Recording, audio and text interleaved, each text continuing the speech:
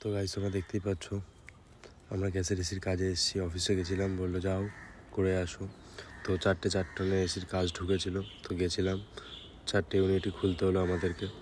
তো খুলতে আর কি কষ্ট তোমরা দেখতেই পাচ্ছ।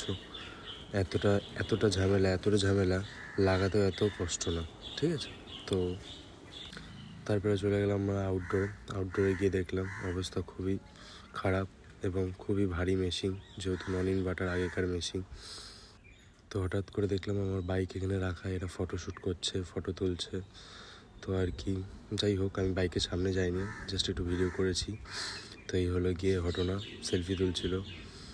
তো আবার আমরা আউটডোরে চলে আসলাম, দেখি এখনও ননস্টপ এরা ফটো তুলেই যাচ্ছে। যাই হোক, হয়তো এদের বাইক পছন্দ হয়ে গেছে, তো ভাবছিল তো নিয়েই যাবে। তারপরে চলে আসলাম আমরা আউটডোরে নামাতে সিঙ্গেল দড়িতে। বুঝতেই পারছো নন ইনভার্টার কী করে নামাবো। আমার তো ভয় লাগছে, এত ভয় লাগছে কি আর বলবো তোমাদেরকে।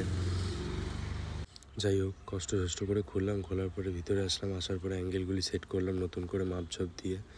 তো দেখতেই পাচ্ছ এখানে স্ল্যানেজ দিয়ে টাইট দিচ্ছি। তারপরে তাড়াতাড়ি করে অ্যাঙ্গেলগুলি কেটে ফেললাম, কেটে অ্যাঙ্গেলগুলি ঘষা শুরু করে দিলাম যাতে নাটটা ইজিভাবে ঢুকে যায়। তো এখানে দেখতেই পাচ্ছ কাটা চলছে। কাটতে খুবই কষ্ট হয় এবং খুবই খতরনাক, ঠিক আছে, ডেঞ্জারাস।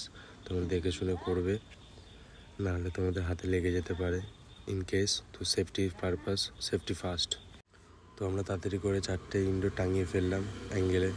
টাঙানোর পরে আমরা এখানে একটু বসেছিলাম, বসার পরে পাইপ লাইনের সব কিছু কাজ করলাম। পাইপ লাইন সব কিছু করার পরে জলের পাইপ সব ফেললাম, ফেলা হয়ে গেল। তো তারপরে আমরা কালেকশন করলাম, কালেকশন করার পরে পাইপ ফ্লাইং করে নিলাম, ফ্লাইং করে। তো আমরা তারপরে আউটডোর ইউনিটগুলি সব আনবক্সিং করলাম। করার পরে আমরা ইনডোরগুলি সেট হয়ে গেল।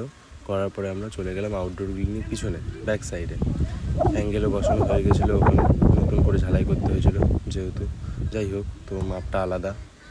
তো গেলাম, তারপরে সব আউটডোরগুলি নামানো হয়ে গেছিলো, নতুন আউটডোরগুলি তুলে দিয়েছিলাম। তো আমাদের এখানে নয়নদা বড়, আমাদের সিনিয়র মিস্ত্রি। তারপরে এটা আমার হেল্পার খুবই ভালো। আর এটা হচ্ছে নয়নদার হেল্পার, খুবই ভালো।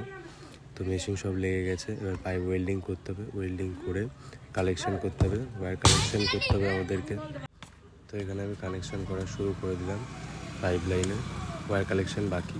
তো এখানে একটু কিছুক্ষণ তারপর বসলাম, খাওয়া দাওয়া চলছিল, একটু প্রোগ্রাম হচ্ছিলো আমাদের, প্রোগ্রাম হলো।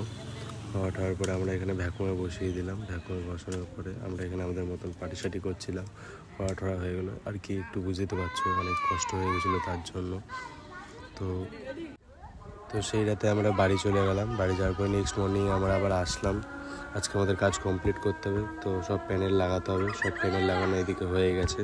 প্যানেল লাগানো যেহেতু হয়ে গেল 4টে মেশিনে, তারপরে আমরা এসি চালিয়েও দিয়েছিলাম, চালিয়ে চেক করে নিলাম জল পড়ছে কিনা। তারপরে আমি এখানে একটু ফটোশ্যুট করলাম। তো ওয়ার্ক ইজ ডান। ভিডিওটা ভালো লাগলে like, comment, share and subscribe.